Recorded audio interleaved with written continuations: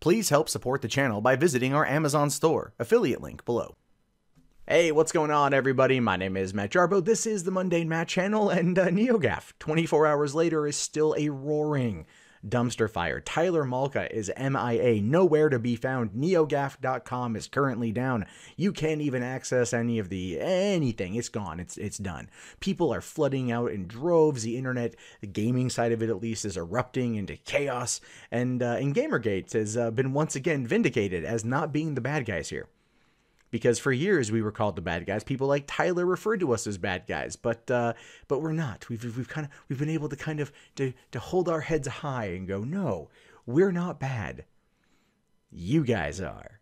But I digress. And my favorite thing about this, just to kind of kick this off, is what would happen if you go and type in NeoGAF to Google right now. This is what pops up. NeoGAF is down. NeoGAF is dead. NeoGAF is cancer. NeoGAF is full of SJW. NeoGAF is toxic. NeoGAF is garbage. NeoGAF is bad. NeoGAF is SJW. NeoGAF is an echo chamber. And NeoGAF is liberal. Now, that last one there I have absolutely no problem with, because as a person who tends to fall left of center, I'd be more liberal than conservative. So for my own personal political beliefs, that one's fine with me. But they're super progressive. They should change it to like liberal cucks. I think that'd be a better way to look at it. But anyway, NeoGAF right now is just, it's gone. You can't find it. It's dead. I don't think it's ever coming back. This is something, the resulting response to what happened yesterday is one of the reasons why this thing is as dead as it can be. But a lot of it now comes in the form of digging at what information has come out as a result of all this. And there's been a couple things that have been brought up that are very telling of maybe some of the protection that Tyler received in the past. And also some calling into question for the woman who made the original claim. Just questions I personally have for the woman who made that post on Facebook that kicked this whole thing off. But first things first, let's take a look at one of the key pieces of info about Tyler being protected. So what you got right here is an archive of a Q&A that Jason Schreier, that Jason Schreier of Kotaku, the guy who blocks as many people as Steve Shives on Twitter, ran back on April 10th, 2015, saying Kotaku asks the guy who runs NeoGAF Q&A. Now, this Q&A had a lot of people bringing up questions about the 2012 bar incident in Spain with that woman that Tyler admits to grabbing her butt and calling it a power move. Now, if you remember my video yesterday, I said that this is very much like a pickup artist routine. It's a way of showing dominance in the situation. Now, according to him, in a follow-up even on NeoGAF from way back when, he did say that she was flirting with him too. It was more of a back and forth, and it's really not as big of a deal as it seems. We've at least now got confirmation from someone else who was there, so it kind of gives a bit more weight to the woman's story of what went down. But the reason why this Q&A is interesting is because Jason Schreier, when asked, didn't you know about it when he did an AMA on Kotaku? There were tons of questions, but you looked the other way. To which case Schreier responds, there's a lot of ignorance floating around. Kotaku AMA comments are filtered and approved by the participant. I don't read every single one. Now, the reason why that is particularly interesting is because there are you know, screenshots, right, of the questions.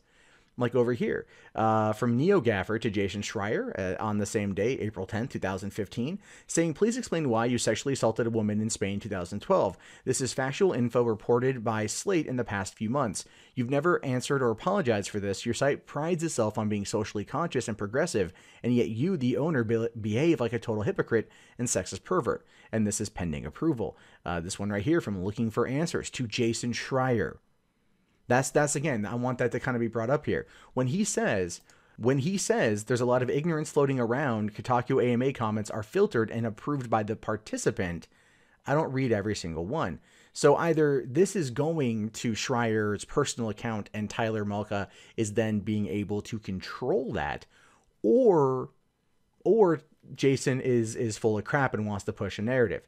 And there's a couple of them here. There's a few of them that were brought up, and you can see these pending approval comments that have been just never brought forward. So Schreier saying, I don't know, I didn't see anything. This kind of disproves that. Now, again, I could be wrong. I will fully admit that. I could entirely be wrong, and this could be a scenario where Jason actually did, in fact, let Tyler take over and was filtered by him, and Jason never got a chance to see it. doesn't make a lot of sense as to why, considering that there's so much that was posted that was pending approval, that was, you know, we have photo evidence of. So that's one that's going to be hard to explain. But what I love is I love Jason's response to all the criticism thrown at him in a post he put on Facebook, once again trying to make this all Gamergate's fault. Because if that's something he hasn't learned doesn't work over 3 years, you can't blame Gamergate for things that Gamergate didn't do, Jason. Once again, this is your... I don't understand how you're even a journalist at this point. I feel like you just keep making crap up. But let's take a look. Yeah. Saying here, I've been working with Celia on the story since Thursday, and I warned her that things would likely blow up over the weekend and that she might have to work Saturday and Sunday, which of course she agreed to do immediately, because she is a trooper. Her hard work is the reason that this story is more thorough than anything else that's been floating around today. As someone who enjoyed reading and posting on NeoGAF, the whole situation makes me sick, and I hope that more of the pictures come out soon. I also hope that the events of recent weeks make more women feel comfortable sharing their stories and helping expose awful behavior. We certainly won't shy away from covering these stories as they come. And since I know someone will ask, I've seen Gamergate cretins accusing me of wanting to protect Malka because we had him on a Kotaku AMA a couple of years ago, and I didn't pay close attention to the comments, many of which brought up the Spain post and other allegations. Earlier today, I went back and checked my history and found that back then there was a brigade post on the vile racist website NeoFag. From what I remember, I assume those are horrible people just trying to get a rise out of Malka and Kotaku. There's also a lot of misunderstanding floating around with the way Kotaku comments work during an AMA. The person answering the questions is the one who filters and answers them. We don't force people to answer questions they don't want to answer. Wah, Schreier, you had to work on the weekend. Buddy, come on, dude. I work 7 days a week at this shit. But this is the thing. This is the thing. You know, notice there's a lot of deflection. Right? Gamergate cretins. They don't know how the comments work. We looked at the comments. They're to you. They're to you. And unless you gave Tyler access to your account, then those are to you. And unless you can provide evidence otherwise, then those are to you. And then you are not going through and doing that. You know, you're not looking at that yourself. It's just one of those things. Unless you just gave him access to the account and he chose not to do it. But again, there's enough there that calls in what Schreier's saying into question. And many of us who are pro Gamergate have been calling a lot of what Schreier says into question for quite some time, especially following some of the events of the early days of it. And the fact he still works at Kotaku and that did not go away when Gawker fell is still very sad in its own right. But that actually takes me to the Kotaku article itself that he helped put together that apparently sheds some more light on this entire situation. Saying here, NeoGAF goes dark after sexual misconduct allegation against owner. From Cecilia Di Anastasio. The influential gaming site NeoGAF is imploding in the wake of the accusation of sexual misconduct against the long-running site's owner.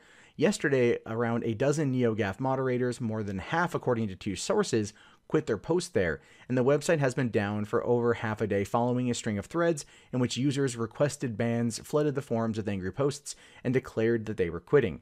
The mass exodus was spurred by a Facebook post last Tuesday by film director OLYMPIA. The post, as part of the million-strong #MeToo phenomenon that has women speaking out about their The mass exodus was spurred by a Facebook post last Tuesday by film director OLYMPIA. The post, part of a million-strong Me Too phenomenon that has women speaking out about personal instances of sexual harassment, described a trip Lupp says she took with NeoGAF owner Tyler Evil Lore Malka 2 years ago. Although she originally did not name Malka, she later posted in the comments of her thread an interested party should Google Evil Lore. She said that while she and Malka, who was her friend, were drinking together in New Orleans in a hotel room in 2015, she became very sick, and then she says Malka came up behind her in the shower without her consent. She says she told him to get the hell out, and after that he did leave, and then she says it got a little bit awkward. And then, you know, as a result, her and her boyfriend had a strenuous relationship going forward, which ultimately led to their breakup. And I think that part is interesting because she does continue on here saying in a phone conversation with Kotaku, Lupp said that even after the alleged shower incident, she continued her friendship and even had a brief physical relationship with Malka until they had a falling out at E3 2015. She said that prior to the alleged shower incident, I had no reason not to trust him. He had been introducing me to people and helping me network for my film company. I feel gross from having ever been in contact with that person. Now that's the point there that really kind of just strikes me as odd. I'm not saying that the shower incident didn't happen.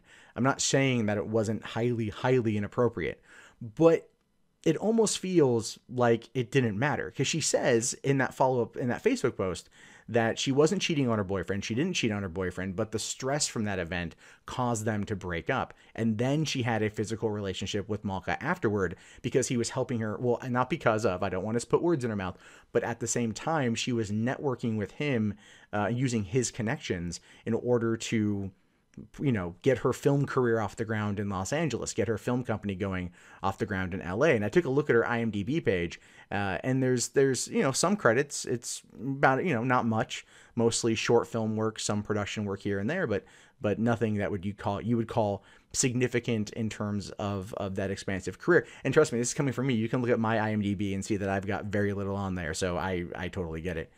But that to me comes across as very odd.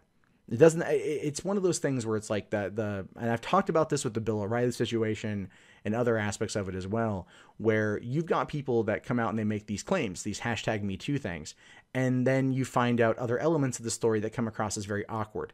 This is one of those situations where if I had to summarize it through speculation and opinion only, then I could entirely be wrong, and I probably am wrong.